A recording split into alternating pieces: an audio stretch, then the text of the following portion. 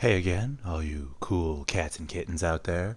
My name is Steve, and welcome back to part 3 of this very chill Let's Play of Mega Man X1 for the Super Nintendo. I really need this to be as chill as possible because the air conditioning in my apartment is broken right now, and it is hot as balls in here. So let's hope it's just a very cool, refreshing time. Where we left off, we had just defeated Boomer Kuwanger and obtained his boomerang power-up. So now we're free to pick between any of these 4 remaining bosses. And I think the first one we're going to do is this guy right here, Sting Chameleon, or Chameleon, if you are, using the American tongue. He was actually the first boss I tried to beat back in the day, and it just never worked particularly well for me. As a child, he's very difficult. His patterns are erratic, and I just didn't know what I was doing back then. But I think now, I'm older, I'm wiser, I'm so much more chill, and I think we're just going to get him. We're going to get him real good. And I realized a couple things after I finished the last episode. Earlier in that episode, I said I would be beating all the bosses with the regular X-Buster, and then I immediately proceeded on Flame Mammoth to use his weakness. So, whoops. Sorry about that. Never trust anyone, that's a good, very chill life lesson. Everyone will betray you. No, but seriously, I'm sorry about that. I just didn't even think about it. And then also, I talked about how we were going to try to minimize backtracking to levels, and I definitely forgot to get the heart that is in Storm Eagle's stage. So after we beat this, we'll be going back there to grab that real quick. I believe, if I remember correctly, that it is at the very beginning of the level, so it shouldn't be too bad. So this guy that we're fighting right now, he is extremely tanky. And I don't know if there's a sub-weapon that works better against him, but if you just hit him a million times, he eventually dies. And all he really does is jump at you and shoot his claw out. So here's the, I believe, final. Yeah, this is the final capsule that we needed, that Dr. Light left scattered around the world for his precious robot boy. So now we have the full white armor, and I always thought this was just the coolest looking shit when I was a kid. And if I'm being honest, I still do. I don't remember what the chest armor actually does. I believe it reduces the amount of damage you take from attacks, but I might be totally making that up. I just realized we might not be able to get this item right now, but we're going to try our... Ooh. So I think what's wrong with my controller is that when I hit a diagonal, like left up or right up, instead of registering it as left and up or right and up, it just registers it as nothing at all, which is why, like, in times like that, I'll be in the air and I'll suddenly just completely stall out, which is interesting, to me. There's definitely a way you can get this without last episode. Okay, well, the jump just didn't happen that time. Last episode, I talked about how certain levels change after you beat other levels, and this is one of those instances. After you beat the water level with the octopus, this bottom area that we keep dying in becomes filled with water, so you get water physics and you can jump further. We'll try this one more time, and if it doesn't work out, we'll just move on with our lives, and we'll have to just come back again, and that's okay. Well, closer. That was closer, but still not quite there. So now we get to see the awesome first part of this stage for the 4th time, I believe. Just really soak it in. Pay attention to all the fine detail. Like, hey, even the trees are robots in this future. Why? Who knows? Maybe they're just robotically enhanced.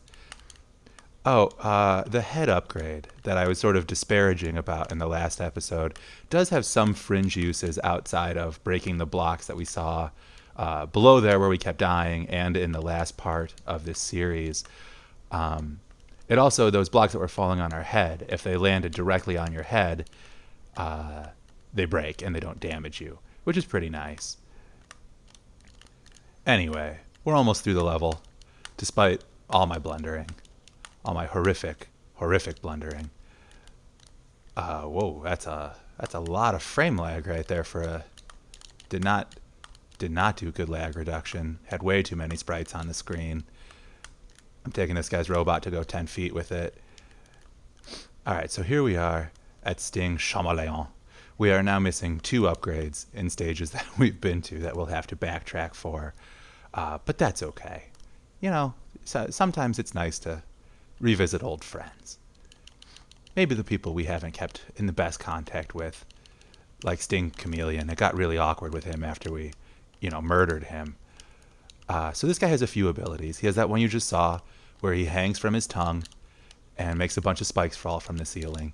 He has this one where he sits in a random spot in the room, generally a corner, and flings little triangles, little stingers, I guess they would be, at you. And then he can also, if he ever decides to do it, land on the ground and just try to tongue you. Just get you with it in the French style, which is why, he is, much like Couranger, a chameleon. Yeah, there it is. There's some of that tongue action that he's so famous for.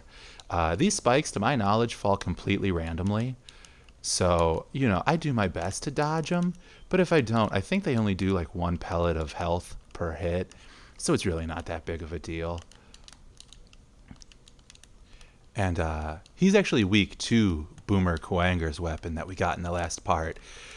But I didn't want to betray you twice so early in our relationship. This is still a fledgling channel and all. So I figured I would actually beat him with the default gun. And you can see, like, this game in its time, I've mentioned this before, was renowned for being extremely difficult. But it's actually pretty forgiving in the number of hits you can take from bosses and that sort of thing. It's more the instant death in the levels through the pits and such that tend to stymie people. And then once you get to the final stages of the game, there is a very dramatic difficulty spike where suddenly everything is awful all the time. And we'll be there soon, so that's something to look forward to. All right, but he's dead. So let's go and get the Heart Tank and Storm Eagle before we forget again. And then we'll move on and we'll beat one more boss for this part, and then we'll call it good. And the next part, we'll finish up the 8 Mavericks, and then we can start diving into the final stages of the game, the Sigma stages. This controller thing is ridiculous. Okay, yeah, up there on that ledge is where the heart is. That's what I thought, but I wasn't sure if I was confusing this game with like Mega Man X3 or something. I really need to figure out this controller thing. And it also looks like, for whatever reason, my OBS software is not recording the game audio right now. So that's good. This will be a very, very chill episode. So we got the Heart Tank. We can leave. You'll just have my dulcet tones to keep you company.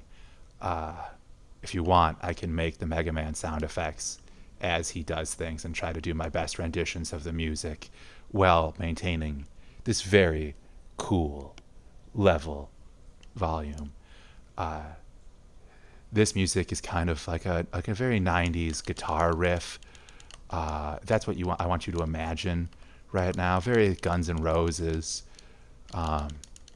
Something Slash would really just get down to and party with. So right now, this stage is, you see the power is blinking in and out, and that actually isn't a glaring technical flaw like all the other things that are going wrong so far in this recording. It is the level itself. When you beat one of the other stages, I actually don't know which one triggers this, but this begins to happen. If you'd come here earlier, it would have all been a solid light, and you'd be able to see all the time. So right there, we use Boomer Kuanger's boomerang to grab that energy tank, which is why we didn't want, or sub tank, which is why we didn't want to come here earlier in the game, because we didn't have that yet. The boomerang, if you ever play this game, is a little strange. When I was a kid, it took me a very long time to figure out how to make that thing go the way you wanted it to. If you shoot it off while you are rising in a jump, it curls up so it will never grab that item. You have to wait until you're falling, so you have to wait until after the peak of your jump to shoot it. And if you do that, then it'll go where you want it to go. So this boss, the lights flicking on and off is sort of annoying, right, throughout the stage. But this boss, see how he's just sort of sputtering out steam at us? If the power was on, he would actually be able to charge himself up and shoot electric beams at us. Not a big deal because they're really easy to dodge regardless, and it's mostly his sticky, icky goo that is dangerous, and his body. He likes to cover you in his goo and then just smother you with his body like a drunk frat boy. But with the power out, you don't have to worry about that other threat, because the lightning is fairly damaging if it actually hits you. But in places like this, it's very annoying, because if you don't have the level memorized, which I clearly don't, it is much more difficult to navigate. So this is going to really suck with this controller. That wasn't too bad. I guess this does force me to be more precise in my movements and in my intentions, because my thumb has to be directly on the left or right arrows on my controller, on my D-pad, or else it just doesn't read as any sort of input. So that, it's good to be direct and intentional in all things you do, both with your hands and your mouth and every other body part. So now we're progressing through this section. Again, much easier when the lights are on because you can see the pits, but not a big deal. This is one of the bosses where using his weakness makes him much, much easier, because his weakness is chill penguins. I can't remember what it's actually called. Ice Spark, chill boy, surprise, something like that. But it completely freezes him in place, and you can just stun lock him to death, which obviously, if he never has a chance to move, drastically reduces the amount of things he can do to you. So when you're not using it, he's actually a bit more of a threat, and I really don't even know most of his moves because I almost always face him with the chillest penguins, chillest move. Wow, he got me twice. That was spicy. That was a spicy move. You have a large body, my friend. So he's dead. That's exciting. And I think that's going to do it for this episode. It looks like we're at about 12 minutes. Next time, we're going to beat the octopus, we're going to beat the armadillo, and we're going to go back to Chameleon's stage, visit our old friend, and get the item that we missed in that underground section where we embarrassed ourselves several times in a row. We got Electric Spark. This is a pretty cool weapon. I don't use it a whole lot, but maybe we'll see it once or twice. Thanks for watching. All the usual YouTube stuff, like, comment, subscribe, share it with your friends, shout it from the rooftops, tell someone you pass on the street about it from a safe distance, of course, from 6 feet away. Just yell, Steve, the okayish gamer, he's given us what we need right now. And I will see you guys in the next episode. Thanks for watching. Bye.